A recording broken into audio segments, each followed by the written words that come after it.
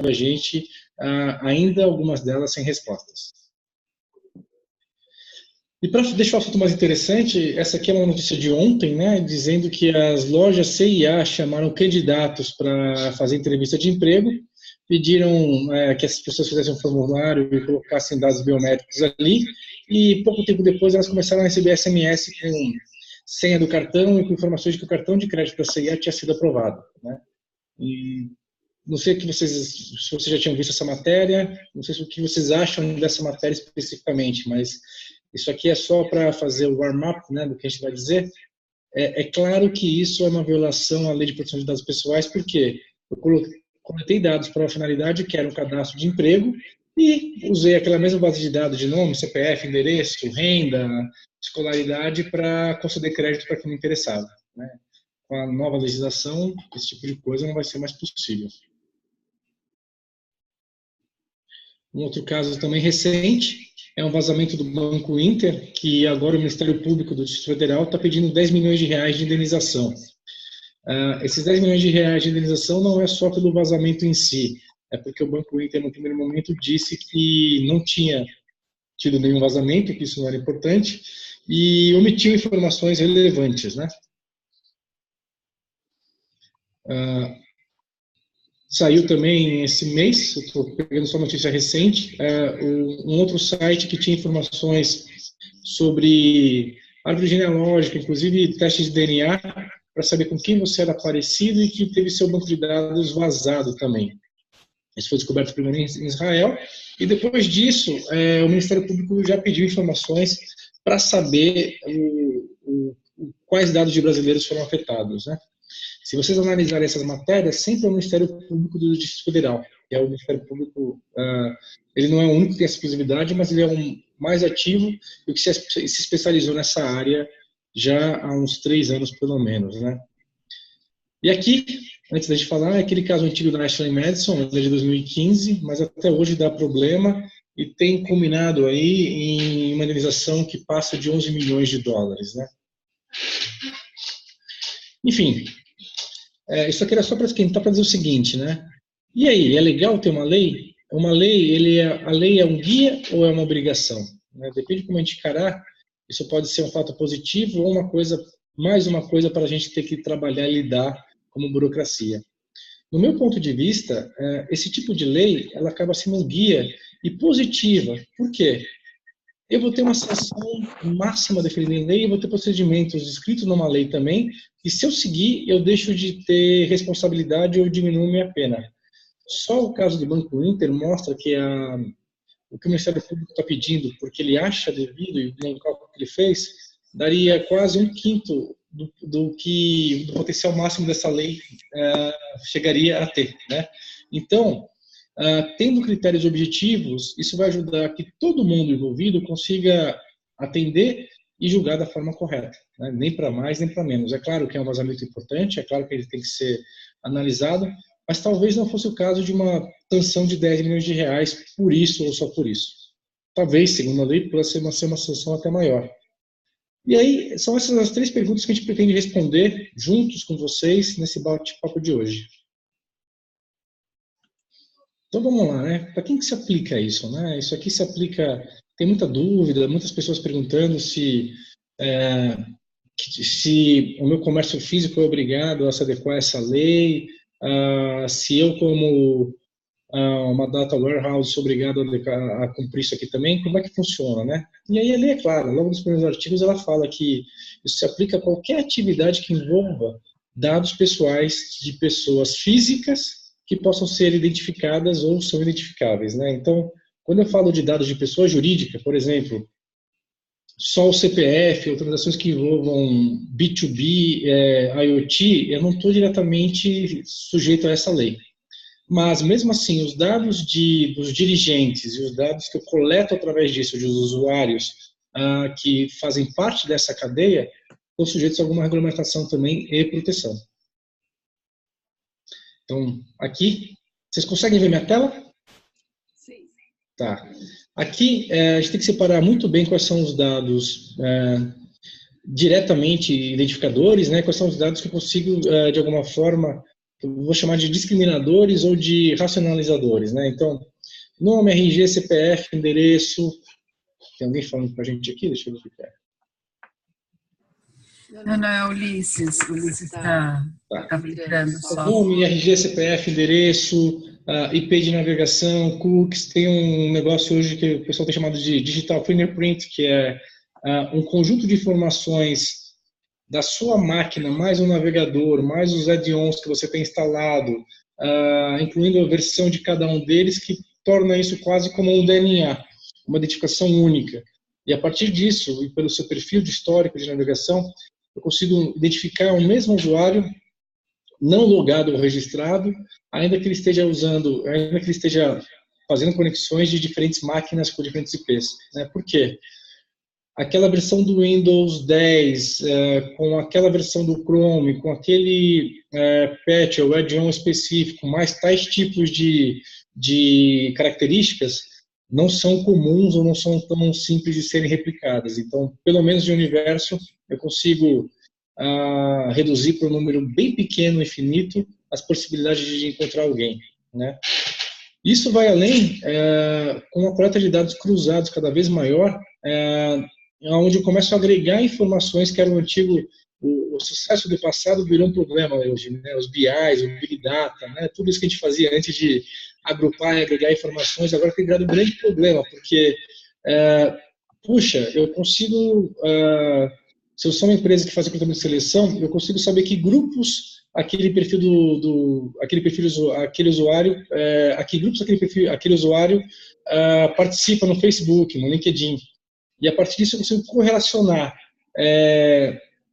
aquele CPF ou aquele ID único com perfis e características. Eu sei se ele é homem, se ele é mulher, eu sei mais ou menos a idade dele, eu sei se ele gosta de vinhos ou de cerveja, e por aí vai, até o ponto de eu conseguir discriminar ou segregar porque ele não me interessa ou porque só um grupo me interessa. A gente fala muito de discriminação, mas também existe a segregação. Eu posso passar a ser escolhido por alguém e ser abordado de uma forma massiva para que eu passe a comprar um determinado tipo de produto ou serviço, né? Quem mexe com marketing digital sabe que também existem técnicas para convencimento que eles chamam de tirar a dúvida.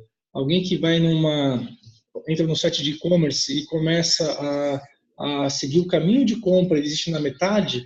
A partir daquilo ele pode começar a receber informações em outros sites que ele participa, em redes sociais, onde vídeos, textos ou mesmo propagandas vão tirando as dúvidas dele uma a uma até que ele decida comprar e faça a compra, né? Então, existem técnicas de marketing agressivas, subliminares, que acabam induzindo aquele consumidor a voltar e terminar aquela compra que ele não terminaria porque não ficou convencido no primeiro momento. E aqui as categorias especiais que a gente tem incluem, né, principalmente biometria, raça, orientação sexual, opinião política, informações genéticas e de saúde. Essa é mais uma lei que a gente tem agora no Brasil, mas já existiam leis assim nos Estados Unidos e na Europa que protegiam a troca de informações entre empresas normais e planos de saúde, porque ainda mais nos Estados Unidos, né, o valor do seu seguro é baseado no risco que eles correm. Então, a partir do momento que uma seguradora tem ciência que você adora comer aquele breakfast de manhã com bacon e só se alimenta com fast food pelo seu tipo de consumo, ele pode incrementar o valor do seu seguro. E a mesma coisa acontece com a gente aqui já, quando a gente vai numa farmácia e a farmácia oferece desconto em troca do seu CPF, existem declarados mais de 40 convênios diferentes, onde as farmácias, as redes de farmácia e drogarias, trocam essas informações com as empresas farmacêuticas e também com seguradoras, né? Então, o que acontece com isso? A gente acha que está tendo benefício, mas na verdade nós somos um subproduto que a farmácia está vendendo de novo. Então, além dela vender o produto, ela está vendendo nosso cadastro com uma finalidade que a gente nem sempre consegue entender no primeiro momento.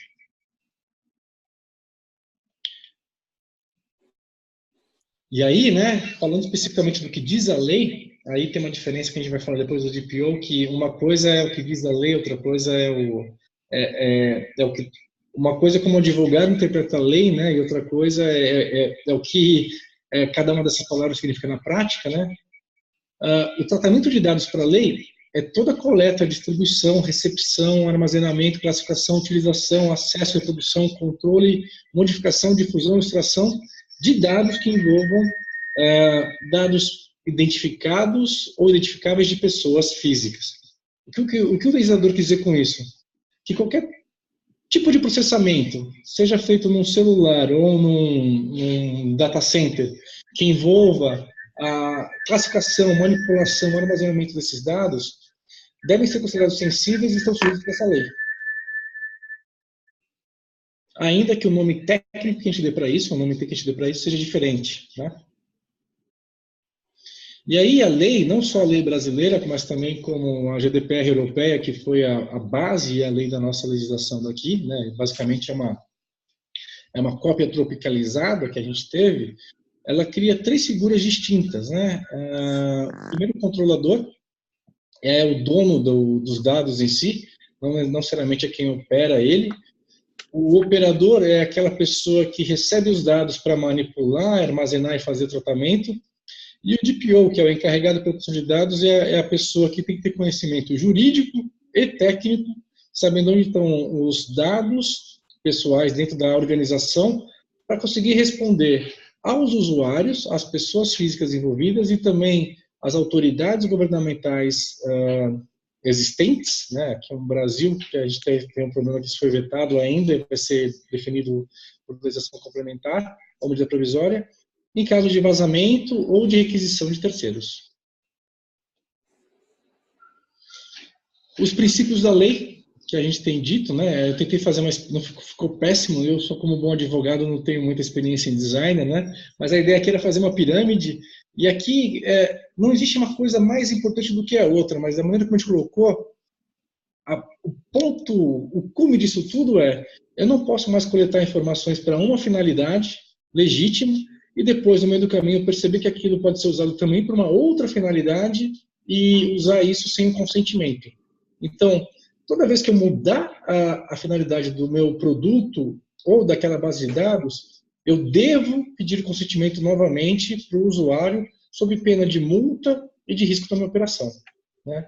Fora isso, eu só devo guardar os dados pelo tempo necessário para que ele seja útil. Não posso mais guardar os dados ad eternum, e também eu não posso coletar todos os dados sem ter um justo motivo. Um exemplo disso são os programas bancários que a gente tem, de todos os bancos, que coletam tudo que existe no seu computador, né? Então, quando você instala um software de um guardião qualquer desses, né? Não necessariamente do banco A ou do banco B, mas ele classifica todas as informações que você tem, guarda, armazena, mesmo que algumas vezes você não esteja usando o software em si. Isso é uma questão de segurança, né? Porque diminui muito a chance de uma pessoa conseguir emular de novo a sua máquina, o digital fingerprint, mas também é uma invasão de privacidade ou uma extrapolação do propósito, porque eu posso não querer dizer para o banco A, o banco X, né, qualquer um, que eu estou fora do Brasil naquele momento, mas pela coleta de dados que ele faz automática e pelo tipo de informações que ele mesmo decidiu sem enviar para saber se eu estou seguro ou não, ele pode perceber um perfil meu e com isso oferecer pacotes diferenciados para melhor ou para pior. A gente já teve casos aí de geolocalização negativa, né? Tudo que é positivo o Ministério Público acaba não pegando, mas quando eu faço o geopricing e com isso eu tento aumentar o valor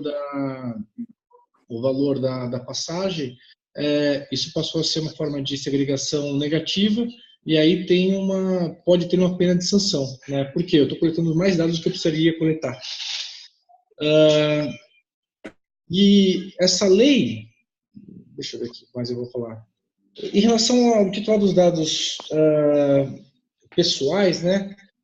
Quais são os direitos que foram criados antes? Basicamente, a gente tem agora uma espécie de CDC, Código de Defesa do Consumidor, para o usuário. Ele tem o direito de saber quais dados deles estão sendo coletados, como esses dados vão ser armazenados, com quem eles vão ser compartilhados, pedir a exclusão desses dados ou pedir a portabilidade desses dados dentro do que for possível, e também, num caso bem específico, pedir para que seja explicado a palestra do cara sobre... O mais engraçado é que a lei aqui, ela foi muito genérica, e ela foi genérica de propósito. Por quê? Porque não adianta uma lei de 2018, né, feita com base em projeto de lei de 2015 e 2016, definir como vai ser a tecnologia em 2020. Né? Então, o que a gente faz é só aqui criar os princípios básicos dela para que no futuro a gente consiga saber se está ok ou não, sem ter que ficar reformulando e mudando a lei, que demoraria anos e anos. Né? A tecnologia, ela olha para frente, ela é visionária, e o direito, ele sempre está olhando para o retrovisor, né? Está olhando o que já aconteceu, e aí demora muito tempo para que seja mudado mesmo. Né?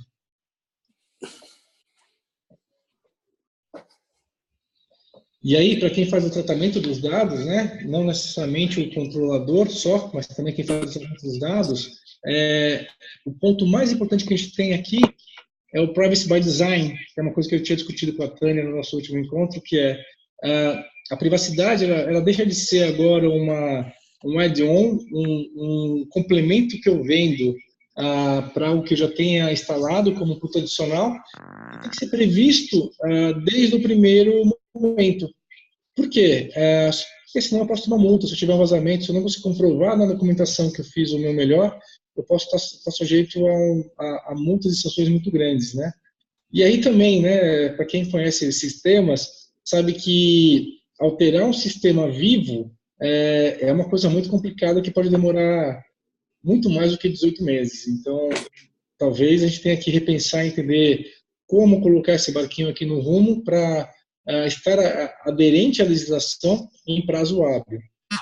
E temos sorte, porque essa lei era para ter saído ainda na época da Dilma, não saiu por causa do impeachment dela. Né? A ideia era que a gente tivesse uma GDPR Brasil equivalente à GDPR europeia, no mesmo momento, com medo das grandes empresas de terem legislações diferentes sobre o mesmo assunto.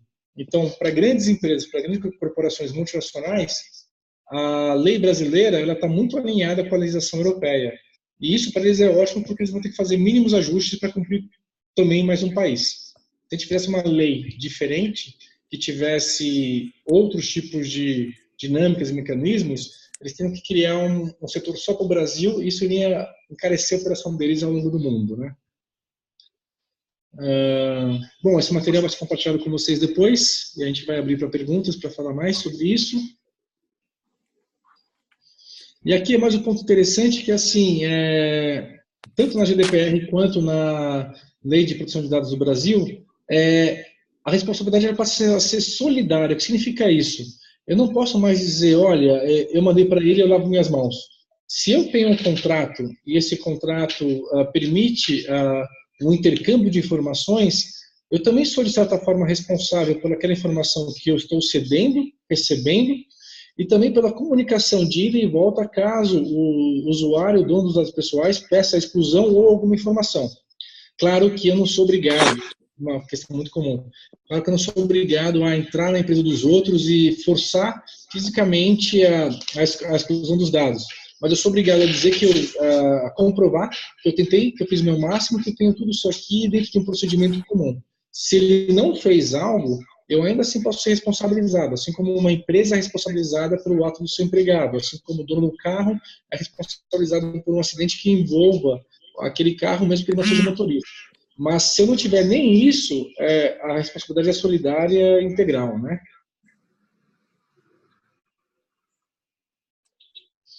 E aí, dentre as sanções, não é a única, tem sanções de advertência, tem sanções de multa, né? Mas o grande lance que isso torna para os advogados e DPOs a brincadeira mais legal é que a multa pode chegar até 2% do faturamento da empresa e até 50 milhões de reais. Faltou 3 zeros aqui para a gente colocar. Então, não dá para brincar com isso, né? E aí a estratégia que a gente tem entendido e tentado negociar com as empresas é, primeiro, identificar quais são os dados que eu coleto na minha atividade. como raça, cor, sexo são informações que passaram a ser consideradas as informações pessoais e sensíveis, né? Toda empresa que tem um RH, que faz uma ficha de cadastro, está sujeita à GDPR Brasil, né? Então, eu preciso entender, dentro da minha organização, quais informações internas e externas eu coleto dos meus usuários e dos meus clientes, pessoas físicas, para daí saber como é que eu vou tratar elas, quais categorias são especiais, e aí fazer esse primeiro relatório de análise de impacto. Aqui é um trabalho que é junto de TI e jurídico, porque tem uma parte de legislação e tem também uma parte de capacidade técnica de saber que dados são esses, que banco de dados é utilizado, se é utilizado ou não algum banco de dados de terceiro, né, alguma conexão para validação, se eu armazeno cartão de crédito ou alguma informação sensível, qual que é a criptografia que eu uso, ela é padrão, ela é de mercado, ou ela já está obsoleta, para ter isso como norte, para ter isso como um mapa geral e daí ter o ponto de partida do que a gente vai fazer depois. Deixa eu só fazer uma observação. Adriana, tem um pessoal que já está querendo fazer pergunta, então eu vou pedir para a gente terminar para depois fazer as perguntas, tá bom? Tá bom? Bom, aqui são algumas coisas que a gente já percebeu. A lei fala que eu não devo mais ter dados que não sejam úteis ou necessários, né? Então, aquelas outras coisas que a gente fazia antes, que era, é mais barato, o meu Tera é mais barato do que ficar criando Chromes para pagar informações, isso deixa de existir, né? Se eu não vou usar mais aquele dado, eu devo apagá-lo.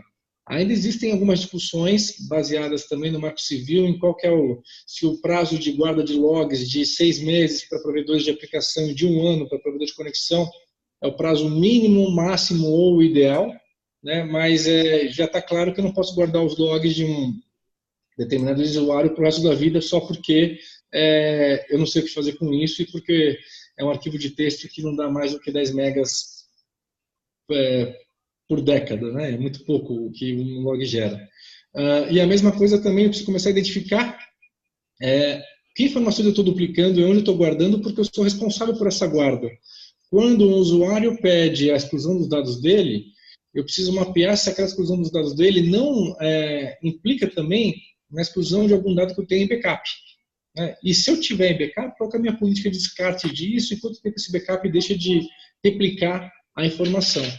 Também é importante lembrar que, caso eu tenha que reverter esse backup, eu tenho que ter um log de auditoria para não reverter os dados que foram excluídos por qualquer dos motivos.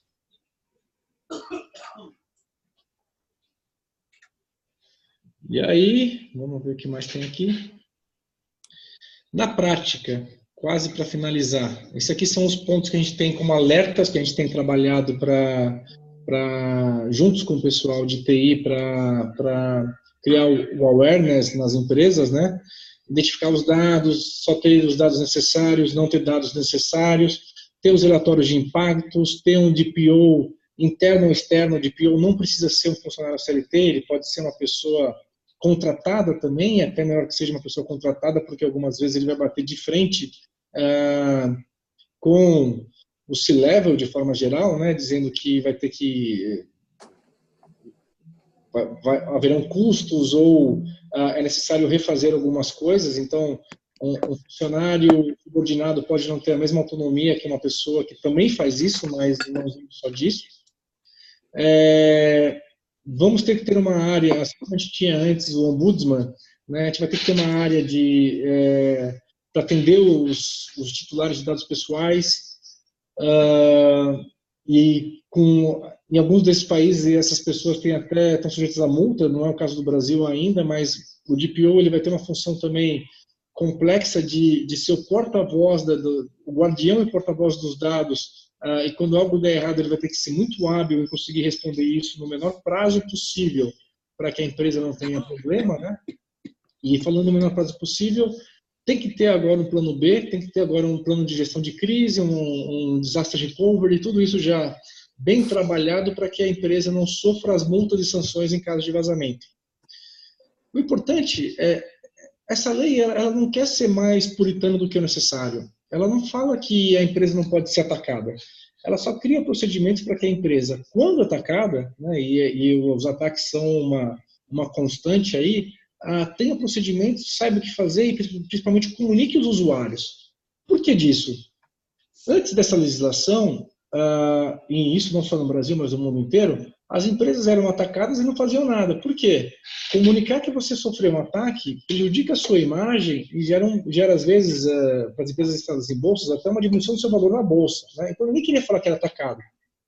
Mas isso, de certa forma, prejudicava ainda mais o mercado e incentivava o cybercrime. Por quê? Uma empresa que estava vulnerável e teve invasões de cartões de crédito vazados e não comunicou isso, deixou que aquele monte de cartões de crédito que existia no mercado fossem utilizados por cybercriminosos por um tempo indefinido. Né? Agora, com essa lei, num prazo máximo de 72 horas a partir da evidência real descoberta, eu sou obrigado a comunicar meus usuários. Então, aquele estrago que podia perdurar por anos para as pessoas no cartão de crédito, agora vai estar limitado, na sua grande maioria, a 4 dias. Né?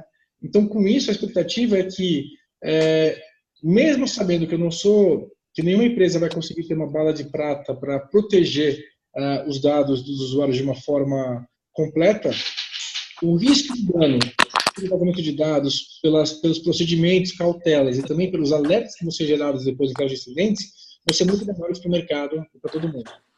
E essa lei aqui, ela está muito mais preocupada com o dano que é causado do que com o tipo de informação ou quantidade de dados que foram vazados. Se eu fosse da agência brasileira e tivesse que julgar 2 casos, um é o vazamento do Banco Inter, onde vazou CPF e nome das pessoas, e o outro da Ashley Madison, onde vazou meu nome, meu e-mail e com quem eu tive casos, eu tentei ter casos extraconjugais. Para mim, o vazamento da Ashley Madison anterior, a lei que não é o caso, que não se aplica, mas esse vazamento anterior, ele prejudica muito mais a minha imagem e a minha reputação do que ter mais uma base de dados ilícita que divulgou meu nome e CPF, que eu consigo encontrar em outro lugar. Os dois estão errados. Né? Os dois devem ser punidos se não forem tomadas as cautelas. Mas a intenção da lei não é só evitar isso, mas sim punir aquele dano que realmente causa estrago na vida do usuário. Né? Então, um aplicativo específico para uma comunidade LGBT, que divulgue os dados de quem é LGBT, vai causar um estrago muito maior do que o mesmo aplicativo desenvolvido pela mesma empresa de uma comunidade católica. Por quê? Uma coisa é descobrir que eu sou católico. Não pode, né? Não deveria, isso é sigiloso. Outra coisa é descobrir algo que é velado, que eu não quero contar para todo mundo. Né? A lei fala também de algumas exceções, entre elas, informações que eu mesmo, como titular dos dados, tenha tornado público. Então, se eu entrar no Facebook e falar meu CPF é X, essa informação passou a ser, de certa forma, pública. Então, ela poderia ser... as empresas não poderiam ser penalizadas caso essa informação apareça em várias bases, até porque a gente sabe que eu não tenho como comprovar de onde veio isso. Por fim, né, aqui dessa parte mais jurídica, né, o que a gente fala é que é necessário sim atualizar desde já os termos de uso, porque agora, sem consentimento expresso e específico, eu não posso mais coletar ou usar esses dados para qualquer finalidade. Aqueles termos de uso genérico, aquele template de R$19,90 que se comprava, que já vinha com se você está no Brasil é assim, se você está nos Estados Unidos é assim, se você está na Europa é daquele jeito, isso aí não pode mais. A gente tem que agora ter um trabalho de entender o que vai ser feito, entender quais são os dados que vão ser trafegados e utilizados, para daí fazer os apontamentos corretos. E pode não parecer, né? Mas o relógio já está rodando aí, e eu até perguntei aqui quando é que vai ser o dia 14 de fevereiro, né? Vai ser uma sexta-feira, por coincidência, então vai ser engraçado que várias empresas vão começar a ser autuadas e montadas a partir de sábado, né? Não vai ser nem um dia de semana em que essa lei vai entrar em vigor. São 18 meses a partir de 14 de fevereiro, de 14 de agosto, para entrar em vigor a lei. Mas, como essa lei ela tem uma série de princípios e ela gera muitas obrigações, não vai dar para esperar até 2020 para começar a pensar nesse assunto. Nossa função é começar a pensar nesse assunto a partir de agora, porque talvez mesmo assim não dê tempo de mudar algumas coisas, né? Então, o DPO e toda a equipe envolvida nessa gestão e migração vai ter que ter muito claro e vai ter que ser muito hábil para saber em que pontos trabalhar primeiro para diminuir o impacto, se não for possível, zerado. É isso aí. Eu acho que agora a gente pode passar para as perguntas todas. Espero que tenham perguntas aí.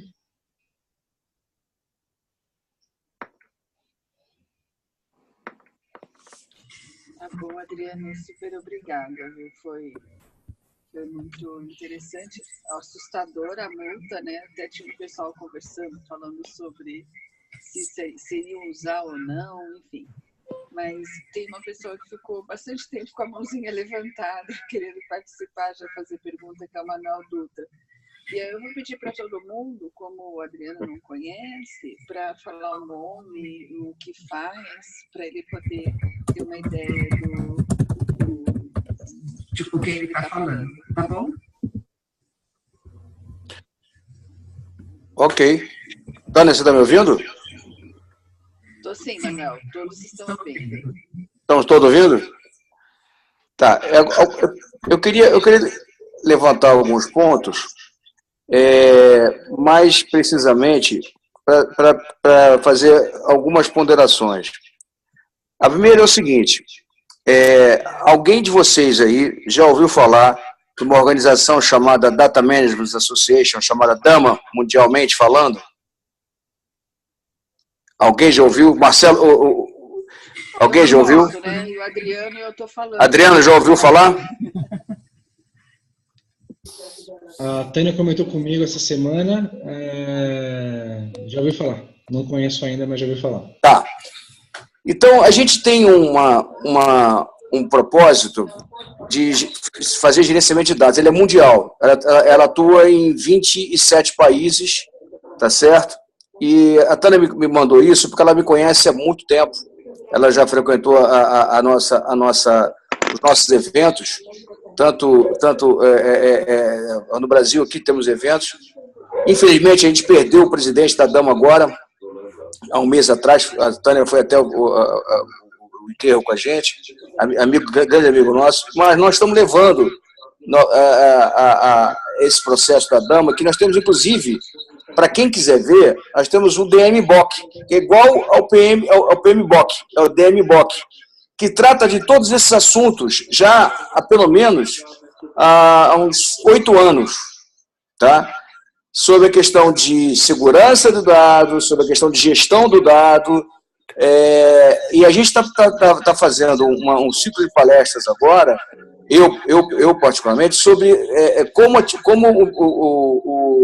o Ministério Público, como a Defensoria Pública, eles têm que atuar sobre essa questão também, tá? Então, olhe um pouquinho também essa DAMA, porque você falou sobre a questão da DAMA, você olhou o DPO, as empresas, principalmente na Europa e nos Estados Unidos, têm um papel chamado CDO, o Chief Data Officer, que é o responsável por todos os dados da empresa em relação a negócios e responde externamente. Tá?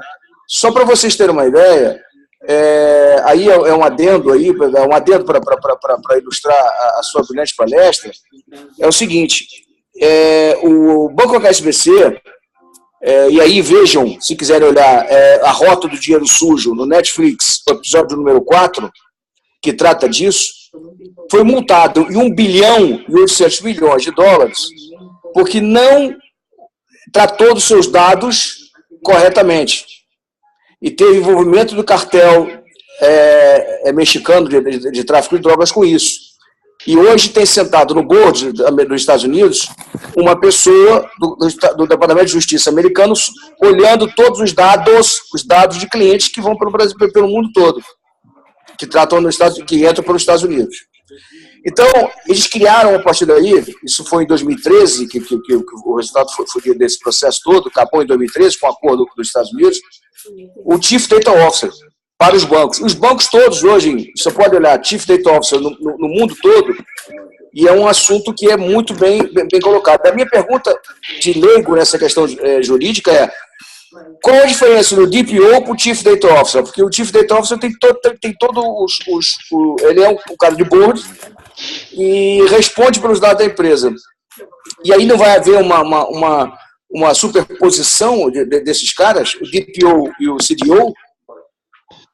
Eu espero que não, eu espero que haja uma superexposição dessas duas pessoas, né? Existe uma diferença muito grande entre essas funções. O DPO, na maioria das empresas, é um cargo novo que foi criado e ele não é um cargo para concorrer com os que já existiam, de CSO, CIO, CEO e o que for.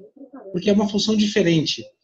Enquanto um está olhando para a segurança, o outro está olhando para a infraestrutura e o outro está olhando para a gestão de TI como toda, o DPO está olhando para como os dados dos usuários são armazenados e trafegam dentro de cada instituição. Né? A diferença, desculpe me interromper, o Chief Data Officer também trata disso. Você olha os papéis e responsabilidades, o Chief Data Officer é interno e externo. Ele olha a oportunidade de negócio e olha internamente como de negócio. Até é criado dentro da estrutura dele um processo chamado Data Stewards, que são os responsáveis pela...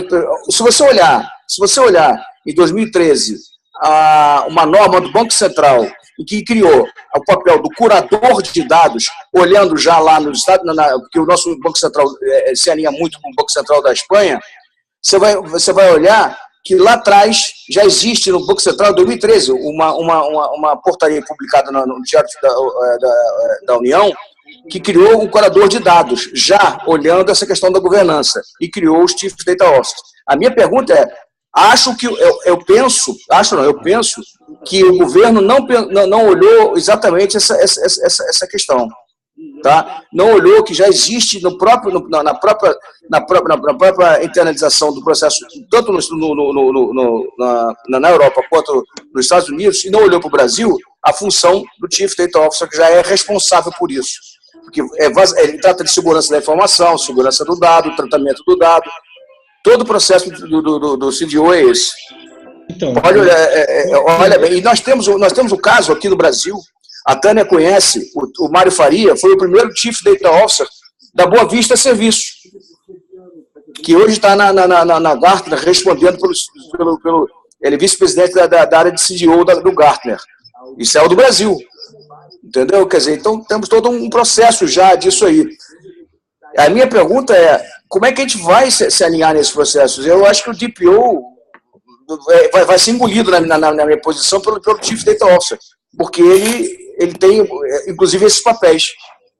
Né? Porque o DPO, para mim, seria o Data Steward, na vertical de negócio, responsável pela área dele, de negocial. Aí sim, o Data Steward faz esse papel. É responsável por segurança, por quem está manipulando dado, para quem ele vai, a classificação do dado, se é 10, 20, 30, 50, a classificação do dado, de relatórios que vão sair, a responsabilidade dele, tudo isso aí. Entendeu? A minha visão é essa. Acho que vai haver essa confusão muito grande, principalmente em TI, quando entrar fortemente essa aplicabilidade dessa lei. Essa é a minha visão. Eu entendi a sua pergunta. Se quiser, depois, ao final, eu vou compartilhar meu e-mail, meus contatos, a gente pode conversar mais. Mas veja que a lei, ela determina algumas funções para um cargo. A gente esteve recentemente envolvido numa instituição bancária aí, em que discutia a resolução 4658, né? E está claro para todo mundo que não é um título. Então, eu posso ser um DPO, CSO e o que for também. Eu posso acumular várias funções. Eu não preciso ter caixinhas separadas para cada coisa. O importante é perceber que dificilmente alguma pessoa vai conseguir ter todos os chapéus na área de TI. Né? Não. Concordo. Por um lado, eu estou cuidando dos dados dos usuários, né? Sob uma pena de multa para algumas operações que vão ter volume. Então, quando eu estou falando de uma empresa como uma empresa de Netshoes, um banco, um grande site de e-commerce, uma plataforma de comercialização, que eu tenho ali milhões de usuários, essa vai ser uma função bem específica e complicada, porque esse cara vai ter, todo dia quando chegar, falando de hoje, trocentos e-mails para analisar, classificar, apurar e responder sobre um determinado assunto. Ele não vai estar preocupado com infra, ele não vai estar preocupado com orçamento e outras coisas que é a função dessa outra parte, né? Então, olha só um parênteses aí, tá? O Chief Data Officer, ele não é tecnologia, não é IT. Tá? O Chief Data Officer não é IT. IT a gente fala sobre outro ponto. O Chief Data Officer, ele é outra questão, ele é organizacional, ele é dado vertical, olhando e está totalmente afastado de tecnologia. Ele é dados, somente dados. Só para você ter ideia.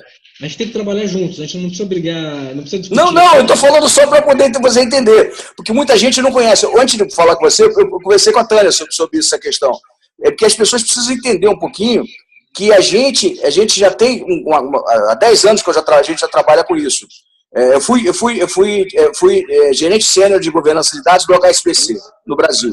Então eu posso te dizer com segurança o que eu estou falando. Eu estava fora de IT. Tá? Eu cuidava da governança dos dados do HSBC. Tá? Então, é diferente. A visão da gente é, a gente procura ver se o cara tem autorização para pegar aquele dado, mesmo internamente, se o sistema tal pode pegar aquele dado, o que ele vai fazer, a linhagem do dado, de onde ele vem, para onde ele vai, tá certo? Tem todo um processo, e isso está definido através do DMBOK. Entendeu? O DMBOK é que dá essa situação. Isso que é legal. Antigamente as empresas usavam porque queriam e escolhiam a metodologia. Agora eu tenho uma lei que diz que todas as empresas precisam seguir algo. Ótimo, isso é perfeito. Eu acho perfeito. É só oportunidade para mim. É o que eu estou te dizendo. É uma bela oportunidade para mim. Já que faço um trajeto muito grande nisso, entendeu? Eu gostaria de ter uma conexão. Porque, pelo que eu li, né, da legislação, conversado não estou te ouvindo, está muito bom. Eu enxergo a balança jurídica e de TI, que então vão ter que trabalhar em conjunto. Altamente em conjunto. Não vai existir mais uma separação. Vai ser as duas coisas juntas. Assim que eu enxergo. Tá? Pelo que eu vi até agora. Vai ter algumas adaptações em cargos, posições e divisões de trabalho. Isso, Manuel e Adriana. Posso estar errado, mas a sensação que eu tenho é essa. Eu vi que tem, só para perguntar, tem mais gente com a mão levantada, acho que o Edmilson está com a mão levantada e o Ulisses também queria fazer umas perguntas.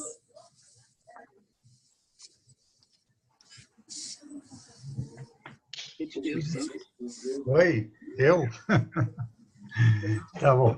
Ô, Adriano, eu trabalho com design thinking, né, no setor corporativo, e agora nós estamos migrando para treinamentos e palestras abertas. E no marketing digital tem uma filosofia que é o seguinte: você cria uma página, aí você dá o que o pessoal chama de isca digital, que é um mini curso ou é um e-book, a troco do e-mail dessa pessoa, o nome e o e-mail. E depois você faz uma campanha utilizando esse e-mail, né, porque geralmente a pessoa, você iniciou, vamos supor, a campanha de inscrição do evento, ela vai do dia 1º de setembro ao dia 30 de setembro, depois é o treinamento. Então, nesse período de 30 dias, você fica a cada 2, 3 dias mandando um e-mail para a pessoa, uma dica, né, falando do produto, falando do benefício. Porque o que eles julgam? Que o cliente nunca compra um produto de primeira. Então, ele vai passando por essa sequência. Eu posso continuar fazendo esse trabalho ou ele não me permite mais que eu mande essa divulgação desse produto via e-mail? Excelente pergunta, Edmilson. E a resposta, aí tem duas respostas diferentes, né? Tem a do DPO, que está preocupado só em como você vai guardar esses dados e coletar isso daí da forma correta com o consentimento, e tem a do advogado. A do advogado depende.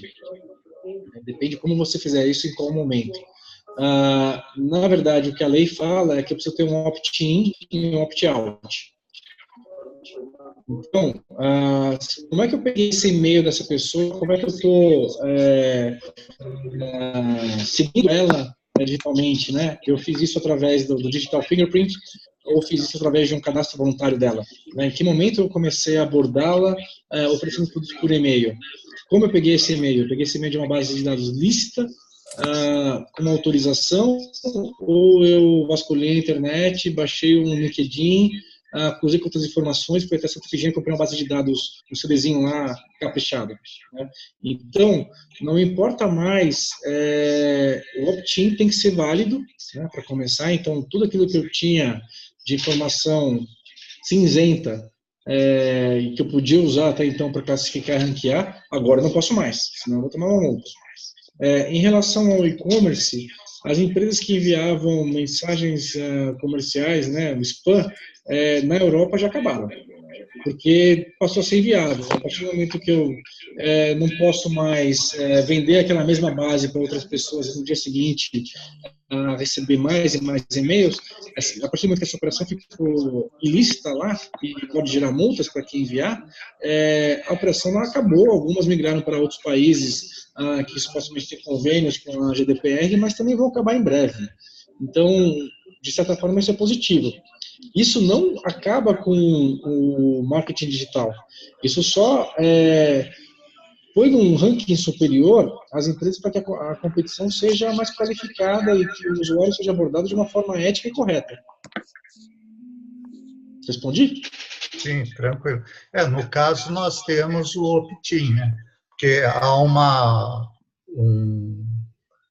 página de captura que você dá falou, cadastre aqui o seu e-mail, o seu nome para receber dicas, e aí, quando ele manda, ele cadastra lá voluntário, ele clica no enviar, quer dizer, ele está autorizando isso. Isso continua. O que mudou agora, o que vai mudar no Brasil, já mudou na Europa, é o seguinte: ele se cadastrou para receber um infoproduto, a gente tem vários clientes nessa área, tá? Isso é bem comum. Uhum. Ele se cadastrou para receber um infoproduto sobre GDPR. Legal. Antigamente, essa empresa ia pegar aquele mesmo e-mail que ele já tinha se cadastrado para GDPR e ia começar a oferecer para ele cursos de meditação, depois ia oferecer viagens e pacotes aéreos, depois ia fazer um convênio com uma outra empresa e ia trocar para incrementar as bases de dados. Esse second level, que antes não era ilegal, agora não pode mais existir. Então, se eu recebi um e-mail de uma pessoa para um curso, um infoproduto de GDPR, eu posso usar livremente, porque eu tenho o consentimento dele para isso, ele se cadastrou para isso, mas eu não posso nem oferecer outras coisas não previstas naquele momento, naquela oferta, e nem compartilhar com terceiros sem autorização. Certo. Mas estando dentro da minha empresa, dos meus produtos, às vezes eu tenho 2 ou 3 produtos nessa área, eu posso usar essa base de e-mail. Você precisa ter mais uma caixinha de opt-in dizendo: quer receber outras promoções, eventos e informações dos produtos da empresa? Sim ou não? Sim. Uhum. Se ele falar que não, é o primeiro slide que eu passei da CIA. Né? A mesma empresa, a CIA, ela precisa de vendedores para vender roupa e ela também tem um cartão CIA. Não é o fato de estar na mesmo CNPJ que eu posso fazer tudo com aquela informação. Eu tenho que seguir a finalidade para a qual eu coletei os dados. Então, se eu coletei aqueles dados para infoproduto, eu não posso vender isso para uma empresa de crédito ou começar a vender cursos porque ele está na minha base de dados. Eu posso mandar um único e-mail para ele depois, dizendo o seguinte: olha, você está na minha base de dados, se você não quer receber todas as coisas, clique aqui. Se você clicar aqui, eu faço o opt-in de você geral. Se você não responder esse e-mail, eu não vou te incluir. Ok, obrigado. Ulisses está com a mãozinha também levantada. Dá para me ouvir bem aí? Boa noite, pessoal. Dá para ouvir bem. Então, esse daí eu ia fazer outro comentário a respeito dessa sociedade aberta, de informações, mas o que o Edmilson falou, eu trabalho com leads também, então você acabou de contrariar um instrumento de machine learning, né, que o Facebook e o Google utiliza para para promover inúmeros serviços quando o indivíduo deixa o seu dado digital lá ao acessar uma informação, né, que eles customizam essa informação através dessa base de dados que é deixado pela digital. Mas a minha pergunta é um pouco mais abrangente. Não fui eu, foi a lei, tá? Eu sou emissário, não note o mensageiro, tá bom? Não, a pergunta é assim, do ponto de vista econômico, né? Além do TI, que é técnico, sociólogos e economistas falam da sociedade aberta, né, da horizontalidade da informação. Então, hoje a economia deixou de ser, a propriedade privada deixou de ser só física dos meios de produção e ela transcendeu para os meios digitais. Então, a gente teve uma virtualização, uma digitalização da economia. Quando o senhor falou que os dados hoje são as commodities, né, que a gente na área de economia ouviu bastante, por quê? Porque a informação, antes, não é que ela era escassa, mas ela tinha empecilhos, obstáculos, né? Então, ou ela estava concentrada em grandes centros. Então, a informação, de qualquer instância de informação, ela estava ou dentro da academia, ou pesquisa de mercado, que custava caro, tal. Hoje, com a internet e com a digitalização, a informação está dispersa. Então, ela está horizontal, está dispersa, todo mundo tem acesso, ainda mais com os algoritmos de inteligência artificial, que você capta essa informação não estruturada, né? Não é nem um dataframe bonitinho que você tem lá, não estruturada, você consegue fazer análise de sentimento. Então, o que eu vejo é que a lei, que é uma norma escrita, tenta coagir, né, ou constranger o cidadão para se adequar a essa coletividade, né, a sociedade civil como tal, emanada pelo Estado, só que a lei ela é obsoleta em relação ao que você falou, sempre está olhando para o retrovisor, com os avanços tecnológicos. Então, como é que vocês acreditam 100% no controle, sendo que a informação está dispersa? Eu vou dar um exemplo da economia. Antes, porque o dado virou mercadoria. Antes, a gente só conseguia informar a preferência dos consumidores, malemar, pelo sistema de preços, né? Quem faz isso muito bem é o Uber. Uber, por exemplo, quem já pegou Uber já viu lá que tem preço dinâmico. Por que tem preço dinâmico ali? Porque é uma escassez de recurso produtivo ali na área, que seria o carro, o fator de produção. Como o carro está escasso, aí é uma demanda reprimida, o Google com Big Data consegue processar toda essa informação e já mandar de imediato ali no aplicativo dela e sinalizar, está escasso ali a demanda. Então, os motoristas, por seu interesse individual de maximizar seus lucros, eles pegam os carros daquelas regiões que eles não estão tendo um rendimento e vão para aquela região que está temperada e que está tendo preço dinâmico, equilibrando a oferta e procura. Perceba-se que essa informação, que antes era mó difícil, vamos supor, um taxista não saberia onde está tendo mais demanda ou tendo menos demanda, mas com a tecnologia da informação, ela conseguiu disseminar isso sempre com o sistema de preços e com o processo de dados. Então, o que eu estou querendo dizer? Não há como nós termos controle sobre os dados de forma 100%. A DeepNet está aí para provar isso, ou o próprio Facebook. Quando você falou lá do Daily Mills, é verdade. A pessoa a gente trabalha com isso mesmo, faz uma captura de lead através do marketing digital com seus instrumentais. Só que o próprio Google e o Facebook,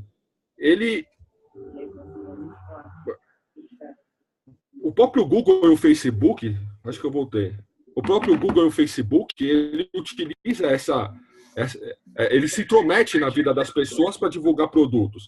E tudo que a gente está utilizando agora na internet está sendo capturado como dado. Ou na internet, aí, quando os sistemas de informações avançarem ainda mais, vai ser capturado como dado, né? Se eu colocar com o IoT, sorvedores e sensores ao redor de tudo quanto é lugar.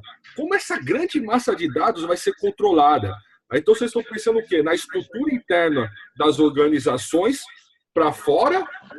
Ou o Estado criar um super Big Brother que vai monitorar e vai intervir e vai constranger o indivíduo através de multa ou carceramento para evitar um comportamento que foi antecedente que não foi pertinente ao que vocês esperam. Eu fico imaginando assim. Você entendeu a pergunta? Eu sei que eu falei bastante, mas é porque eu vejo que não tem como controlar. Você entendeu? Não, desculpa, é que eu não sou da sua área de direito, mas eu vejo que o direito não vai conseguir pegar esse zeitgeist, né, esse espírito do tempo, porque não há norma que controla. Vou dar outro exemplo aqui rapidinho para terminar. Por exemplo, impressoras 3D, que hoje vai imprimir objeto. Como é que eu vou controlar um indivíduo que vai transferir lá um modelo virtual que foi criado por outra pessoa, no caso que tange a propriedade intelectual, transferir para o outro pelo WhatsApp e o outro lá imprimir o objeto? Você entendeu? Como é que você vai conseguir fazer uma monitoração dessa? Só se partir da boa fé de quem está agindo ou de um super Big Brother para ter controle sobre essas informações. Não sei se está de acordo ou você acha que tem como controlar 100%? Veja, tentando responder a sua pergunta de uma forma mais linear, o direito, desde o Pacto Social de Thomas Hobbes, ele tem uma função de seguinte: eu não quero para mim, por não querer algo negativo para mim, eu vou aceitar uma condição negativa, restritiva, para que isso não aconteça também com os outros. Então, por que eu aceito não matar ninguém? Porque eu não quero que ninguém possa matar a minha família ou a mim mesmo. Por que eu aceito que eu não vou roubar de ninguém? Pô, é mó legal, eu queria ter tudo, né? Porque eu também não quero que ninguém roube de mim ou da minha família. Então, esse pacto social que é feito, ele é uma equalização daquilo que a sociedade acha que está sendo exagerado, né? Então, a gente pode o mínimo. Uma lei como a GDPR, outras leis como o Código Civil, o Código Penal, o Código de Trânsito, eles servem para regulamentar aquilo que é realmente proibido, aquilo que não deve ser feito ou aquilo que é permitido. Eu tenho certeza que eu e você, a gente só usa o cinto de segurança e também não usa o celular aqui do lado enquanto dirige, porque tem multa e porque eu posso perder a carteira. Se não fosse por essa sanção, eu estaria menos disposto a fazer uma coisa ainda que fosse o meu bem, né?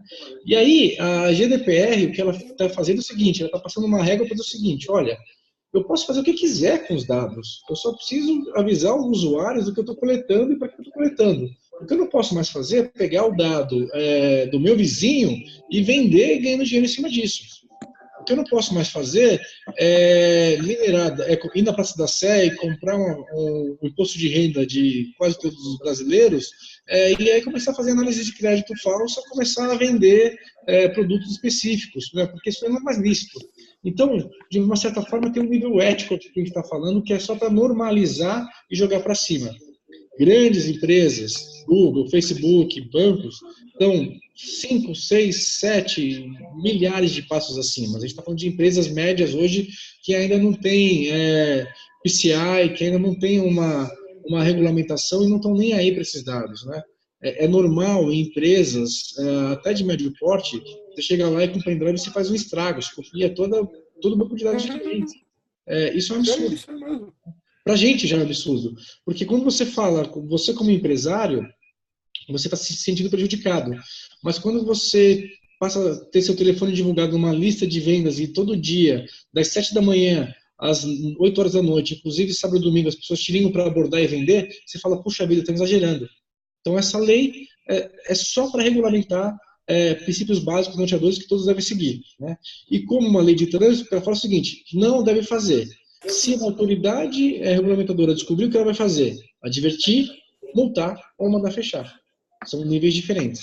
Não é que não pode mais fazer nada disso, é que para fazer isso eu tenho que ter as autorizações e as salvaguardas legais.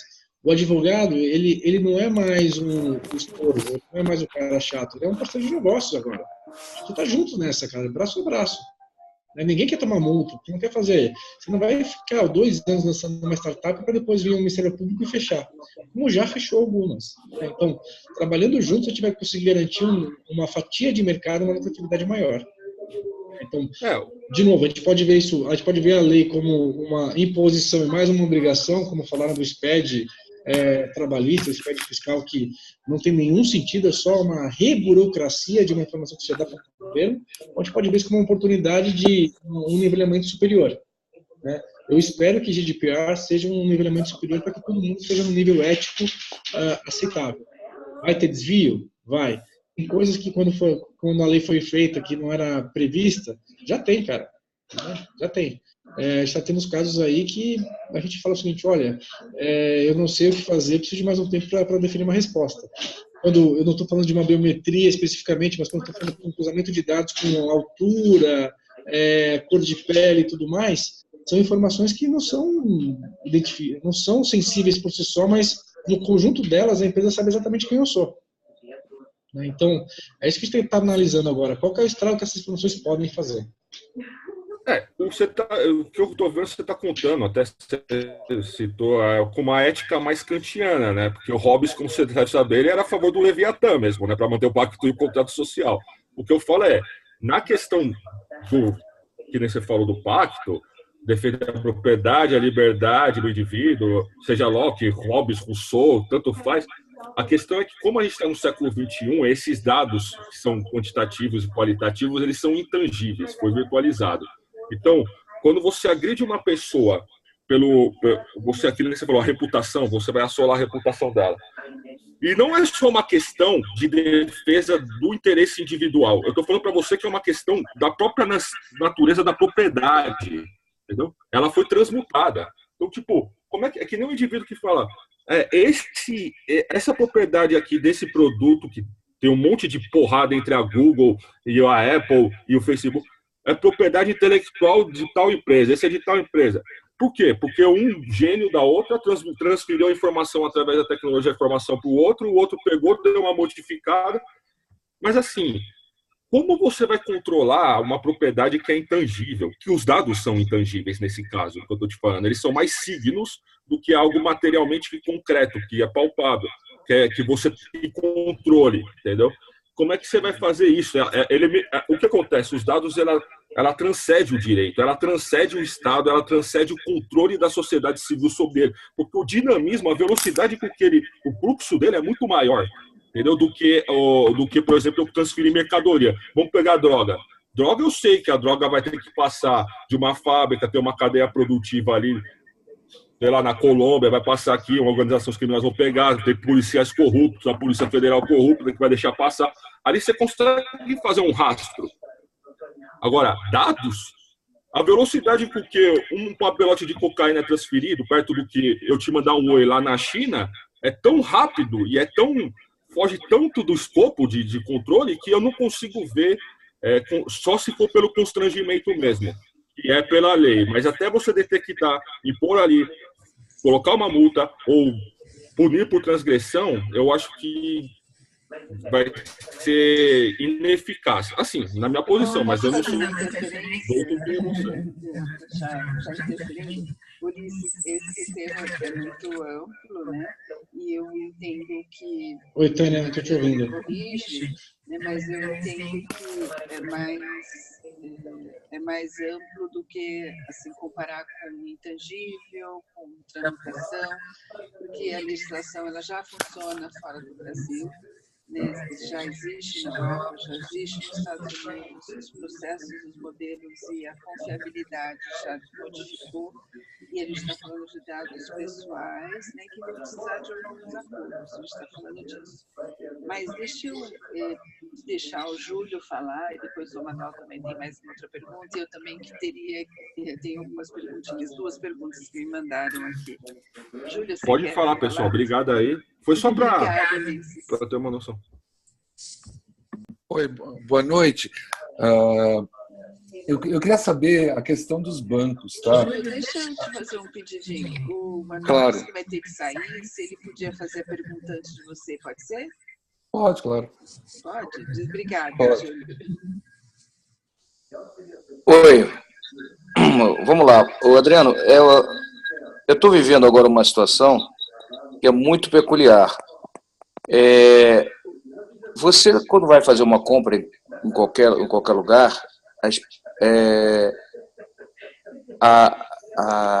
você é obrigado a dar seu CPF ou não, né? Mas normalmente você dá seu CPF, né? Porque os caras, numa farmácia, vai uma compra qualquer, tá certo? E aquilo fica na retaguarda da loja e a sua NFE, nota fiscal eletrônica, vai para a Receita Estadual. Tá certo? Primeiramente, vamos pelo lado do governo.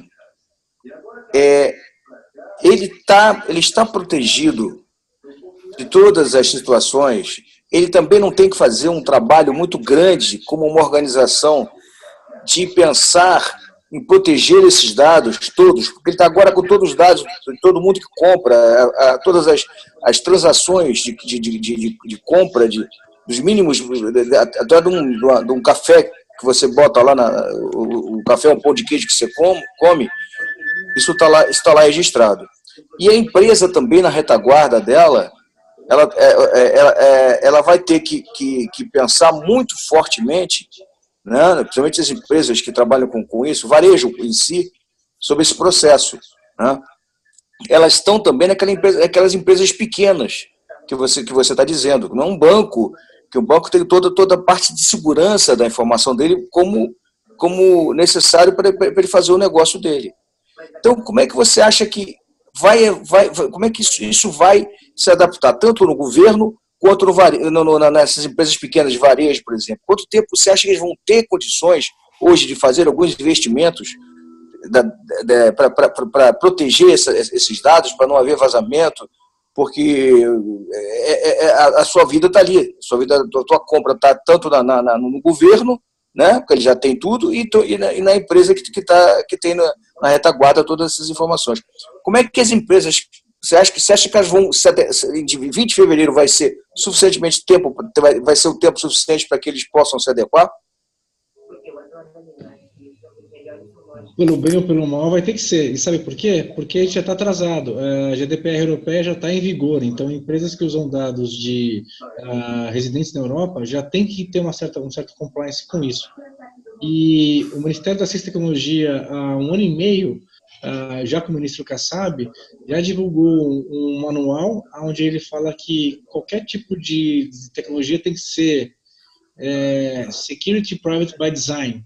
Então, aquilo que a gente está colocando agora na lei já é uma diretiva comum.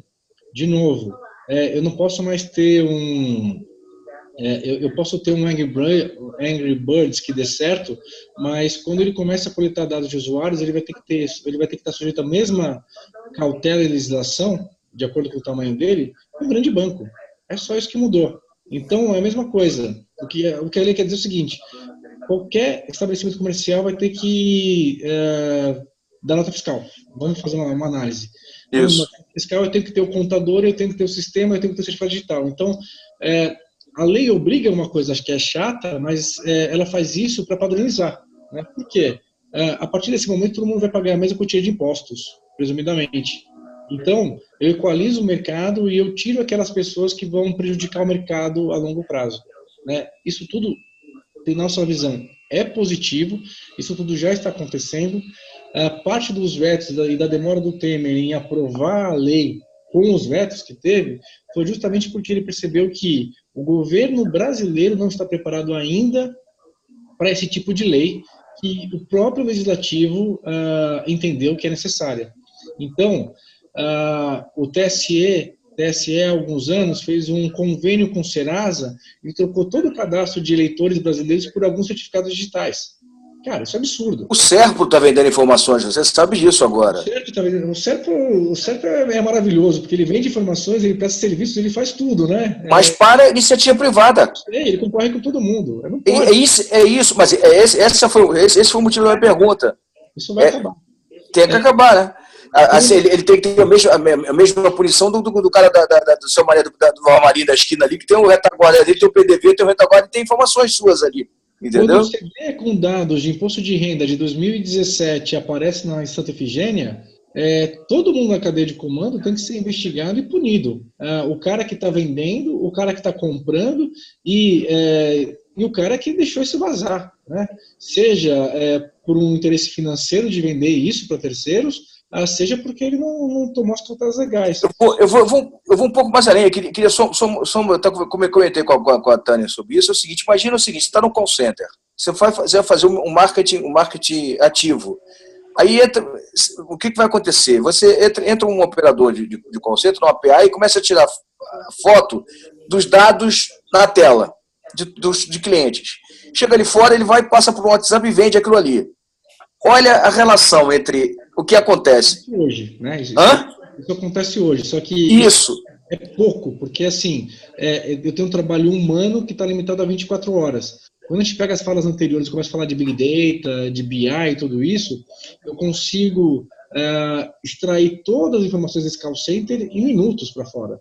Então, eu sei, mas você não vai saber se o cara está tirando fotografia ou não ali, tá certo? Ele tira uma fotografia do Adriano lá, no banco, quando você vai ligar para ver negócio de cartão de crédito, ele tira a fotografia, pega aquela informação do seu cartão de crédito e vende lá fora. Ele, o operador, o cara da PA, do atendimento.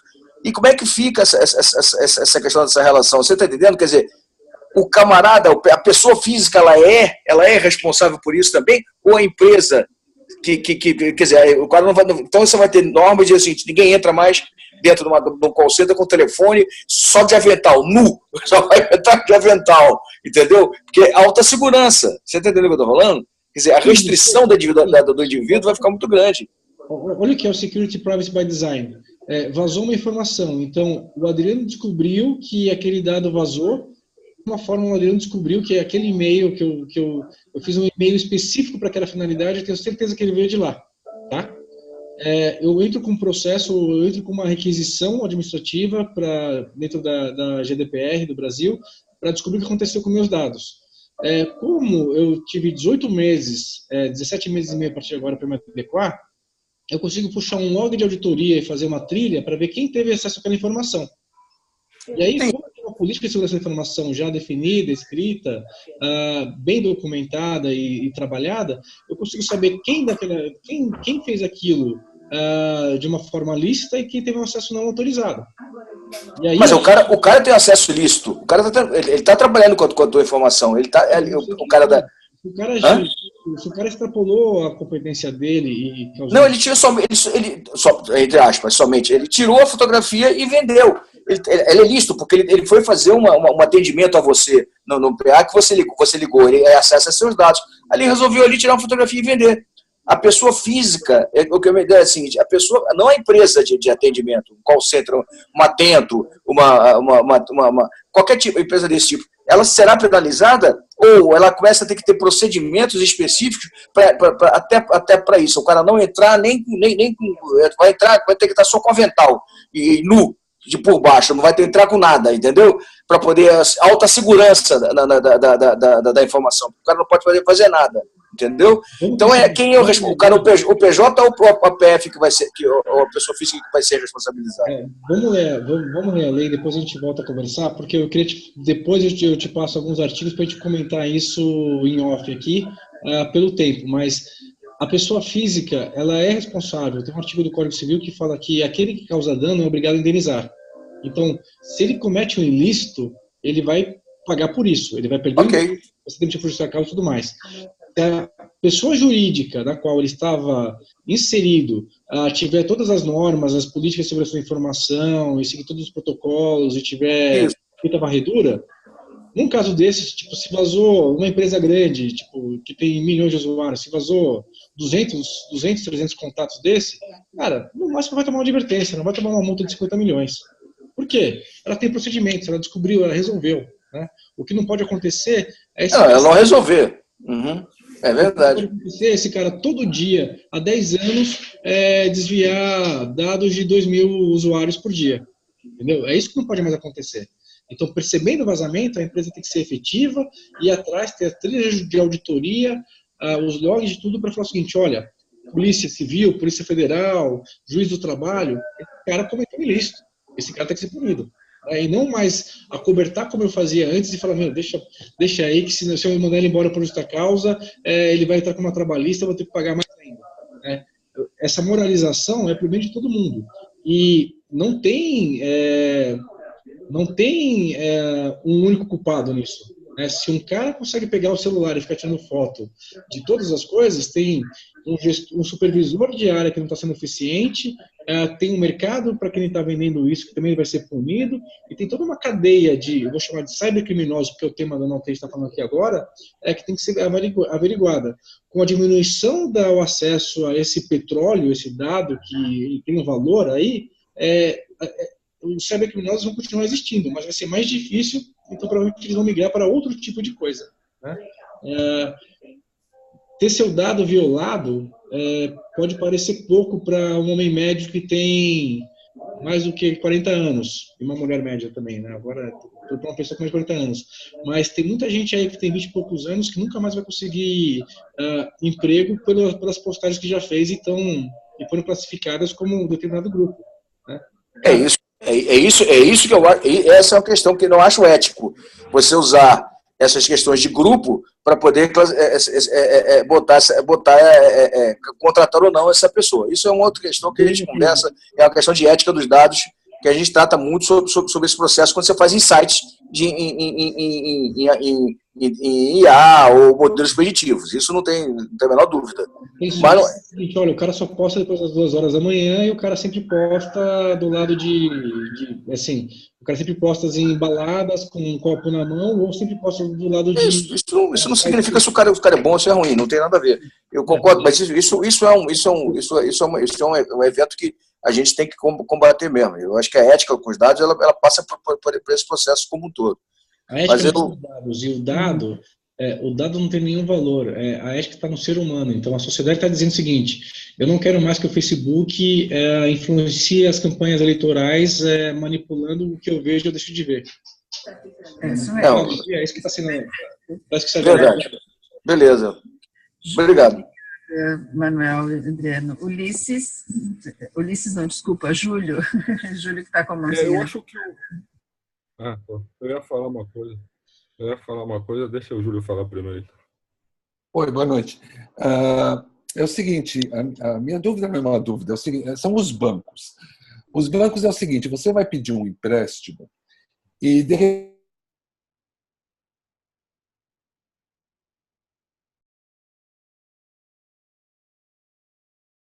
Júlio, acho que o Júlio... Oi, tá me ouvindo? Oi. Agora voltou, por favor. Repete.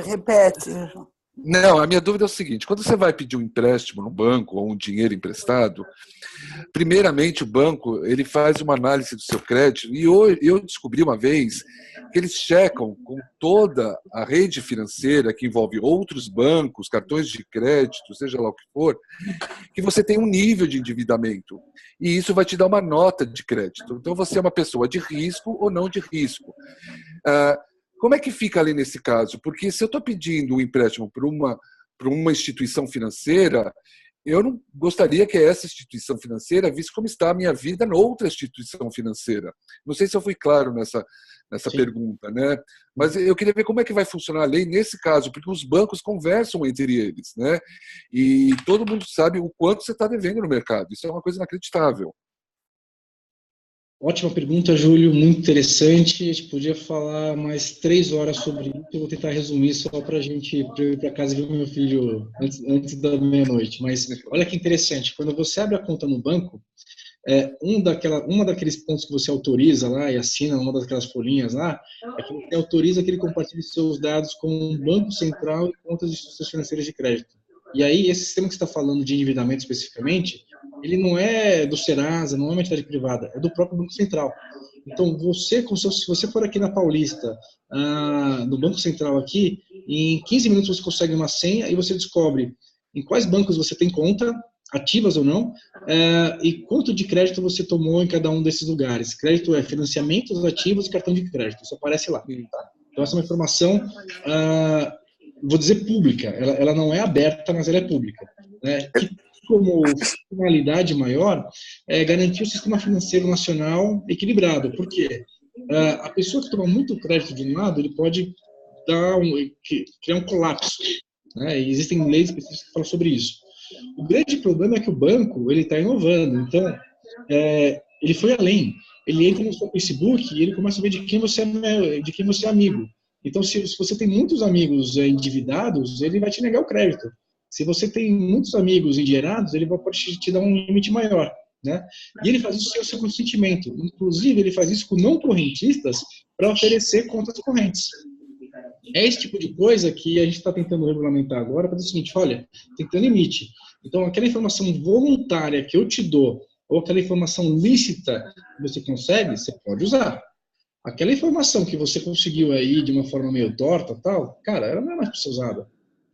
a sua relação comigo ela tem que ser pessoal, ela não pode ser baseada num algoritmo que me classificou de alguma forma, sem que eu nem soubesse, e por isso eu estou com score negativo. Inclusive, a lei do Brasil, uma outra inovação da lei do Brasil, é que qualquer pessoa física tem direito a pedir uma explicação de uma decisão automatizada sobre a sua classificação. Então, a partir do momento que o Serasa, isso está sendo um problema também que tem discutido bastante, o Serasa vai te dar um score de 7.9, tá? 7.9 é um ótimo score para o Serasa. Eu posso chegar e fazer um questionamento e falar o seguinte, eu quero que alguém humano me explique por que o score é 7.9 e não 10. E aí você vai ter que marcar uma reunião, aparentemente, pelo que diz a lei, e essa pessoa vai te explicar quais são os critérios, por que você não tirou 10, o que você poderia fazer para tirar 10, por que você não tirou, e por que você perdeu pontos. Entendeu? Não, eu entendi, tá. Agora, eu entendi, mas a gente continua não protegido, né? Eu acho que o banco realmente... ele diz sim ou não. Às vezes você até está saldando os teus débitos, mas ele não aumenta o teu limite, né? Ele realmente analisa. Eu fiquei surpreso uma vez, porque eu fiquei realmente de boca aberta, porque ele chegou e falou assim, não, realmente segundo o teu... Aí eles usam isso não para não te dar o crédito, para vender mais serviços. Olha, eu vou te dar o crédito, mas você compra o seguro, você faz isso, porque eu vi que o teu nível de endividamento é X, Y, Z. É isso que eu questionei na época, porque como assim?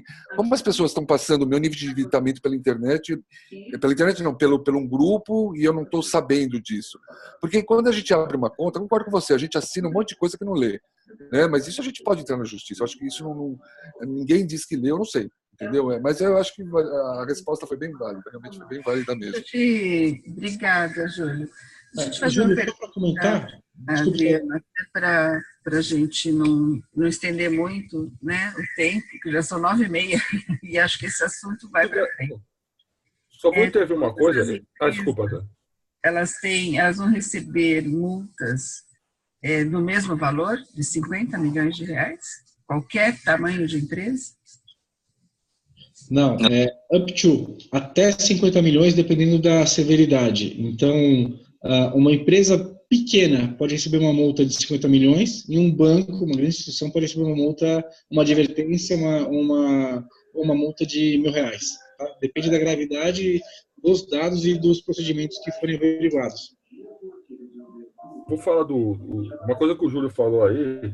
Júlio, só para você ficar mais feliz, eu aprendo machine learning, inteligência artificial.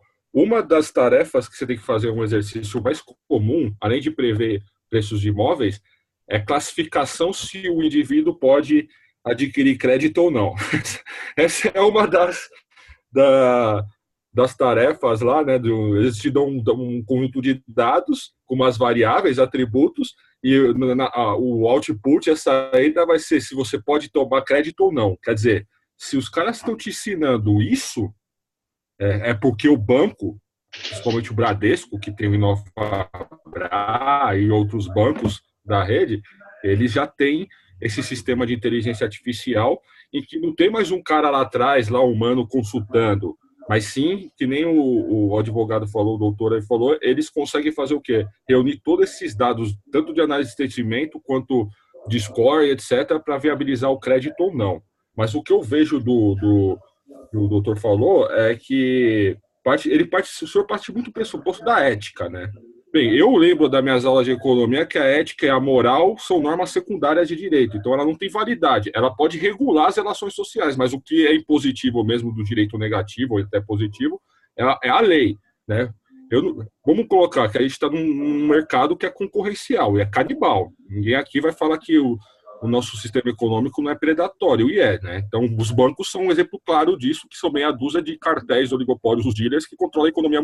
Então, ele pode chegar para você arbitrariamente e falar, você não vai tomar crédito, você vai porque eu fui com a sua cara. É ruim, do ponto de vista do direito, isso é transgressor? Mas eles têm poder econômico. Então, praticamente, combater isso, ou só com a livre concorrência, ou com o Estado batendo de frente, ou os outros bancos sendo o regulador dessa situação dos bancos de dar crédito ou não utilizando o algoritmo. É aquilo que eu Então, falei mais uma vez, o algoritmo não, tem cara. que controlar. Posso fazer uma observação, Adriano, com relação a banco? O banco tem uma legislação muito diferenciada. Ele é regido pelo Banco Central. Nós até falamos essa semana sobre o que vai valer, se é as recomendações da legislação do Banco Central ou se é essa lei, porque ele já tem regras específicas para algumas coisas com relação aos dados, como o próprio Manuel Dutra comentou agora há pouco. Eu acho que esse assunto é tão grande, falar de banco, Ulisses, que talvez a gente precise de outro fórum só para ele. O que você acha, Adriano? Eu acho que eu vou abrir para o Manuel. Mas eu só queria terminar. Oi? Eu não ouvi. Eu queria falar que, assim, a gente tem que pensar o seguinte, o IoT, os dados entre máquinas não estão sujeitos a GDPR nem a nenhum tipo de fiscalização ainda. Ainda. Algumas questões. Porém, se nós não formos éticos enquanto indivíduos, a gente vai estar incrementando e piorando o sistema cada vez mais complexo que vai voltar contra a gente. Então, eu falo da ética porque, assim, é mais fácil pensar no que eu quero para mim e para os outros do que eu dizer só o que está na lei. De novo, eu não vou dirigir bêbado só porque para não tomar multa. Eu já dirigi bêbado porque eu tenho um filho. Tá? Então, eu penso mais nas consequências dos meus atos agora do que antes, por causa da minha situação e da minha consciência do que é a sociedade. E essa consciência da sociedade que a gente está no Brasil, que a gente não pode perceber, mas que em países de primeiro mundo, que não são nem melhores nem piores do que a gente, eles só são antigos em termos de legislação e compartilhamento, que lá eles acharam que isso aí estava sendo invasivo e demasiadamente trabalhoso para cada um. Né? Então, vamos trabalhar esse ponto ético como uma evolução do que a gente, e de onde pode chegar, e não como uma obrigação e limitação do que a gente pode fazer. O Manuel pediu para falar uma coisa para você, Adriano, e aí depois, se ninguém tiver, acho que a gente pode até tentar marcar um outro dia, porque senão a gente não vai liberar e o Adriano ainda está no escritório, se ninguém se importar. O Manuel, você quer falar o que você comentou comigo agora há pouco? Doutor Adriano? Oi. Gostei muito. Achei, comentando com a Tânia aqui, o senhor é muito bom, gostei muito da sua palestra, e aqui faço um convite. Esse ano, infelizmente, nós não fizemos o nosso evento, mas porque o falecimento do nosso presidente deu um baque muito grande na gente. Mas abril do ano que vem está programado o Dama Brasil Summit, e eu antecipadamente, e a gente já vai, o segundo dia é sobre GPDR. E eu gostaria de convidá-lo, vai em São Paulo, o doutor deve estar em São Paulo, a comparecer ao evento, sou um palestrante para fazer a abertura desse processo. Vou fazer uma palestra magra sobre isso aí. Gostei muito da sua palestra, tá certo? Então, eu estou lhe convidando, eu sou o vice-presidente da Dama, e estou lhe convidando para isso, tá? E vou comunicar ao presidente amanhã que nós já temos um palestrante para fazer, se o senhor aceitar, óbvio, a palestra para o público todo que trata de dados no Brasil todo. Chama-se Dama Brasil Summit. Nós mudamos o nome, na verdade é Data Management Conference, mas agora estamos mudando para Dama Brasil Summit, ok? E vamos falar sobre LGPDR, tá? Porque eu acho que é importantíssimo toda a área de dados do Brasil, que trata com o Brasil ali, você vai ter desde do governo, de governo até iniciativa privada, todo mundo, e trabalhos também que são apresentados sobre governança, sobre dados, sobre tudo. E aí a lei de proteção aos dados ela é um fato para a gente, né? Porque ela está muito voltada, como ele falou no começo, para a governança de dados. Quero parabenizá-lo pelos seus esclarecimentos, muito claro, muito límpido, muito inteligente nas suas colocações, e por isso eu estou lhe fazendo esse convite. Tá certo? Muito obrigado, desde já aceito. Muito obrigado, então. Eu vou ter que sair agora, mas já está feito o convite. Eu ou o Bergson, que é o presidente, nós entramos em contato já para fazer formalizando esse convite aí, tá bom? Tá bom, obrigado. De nada, nada que isso, eu agradeço. E aí eu falo muito porque eu sou ficcionado com dados, eu trabalho com dados há mais de 20 anos. Tá? Então, a minha maluquice com dados, a Tânia me conhece bastante, já trabalhou comigo e para mim, inclusive. Tá? Então, a gente já se conhece bastante. Tá bom? Muito obrigado pela sua atenção, tá? Obrigado a você. Tchau. Obrigado, Tânia. Obrigada a você, Manuel. E acho que todo mundo, Tercília, Ulisses, o pessoal, se vocês acharam produtiva, gente, a ideia é colocar isso, os seus dados, Adriano, para que depois, se alguém tiver alguma dúvida, quiser fazer alguma questão adicional, possa mandar para você, tá bem? À disposição, foi um prazer, é sempre legal interagir e aprender, né? Porque cada vez que faz uma pergunta dessas, tem que pensar sobre outro viés como responder. Muito obrigado, contem sempre comigo. Nós é que agradecemos, Adriano. Muito obrigado. Muito obrigado, doutor. Obrigado. Gente, obrigada, então. Muito obrigado, foi excelente, realmente. Eu do lado de cá pensando assim como você, né, Tânia, em banco, tudo que acontece, no que o Manuel colocou realmente é muito importante. Eu pensando na história do como é que tá lá o crédito limpo, né? Não deixa de ser algo que você está realmente assinando e postando se você tem crédito limpo ou não, para eles poderem fazer toda essa parte. Realmente é algo complicado, eu acho que é algo a ser falado à parte realmente quando envolve instituição financeira. Mas, excelente, parabéns, Adriano, parabéns mesmo. Bom, Adriano, então, para fechar, você autoriza que a gente publique dentro do nosso canal do YouTube, que agora tem que pedir, né? Sempre teve, isso é direito autoral, isso é uma outra lei, tem que pedir sim, sempre de forma expressa. Sim, autorizo, meu nome é Adriano. Só autoriza, senhor Adriano, eu vou vender na Praça da Sé as informações do senhor para a Lídia, hein? E a minha participação na venda, mas vamos lá. Tá bom, obrigada, Adriano. Obrigado. A todos que ficaram até agora. Um abraço. Um abraço. Obrigado a todos. Tchau, tchau. Boa noite, obrigada. Boa noite.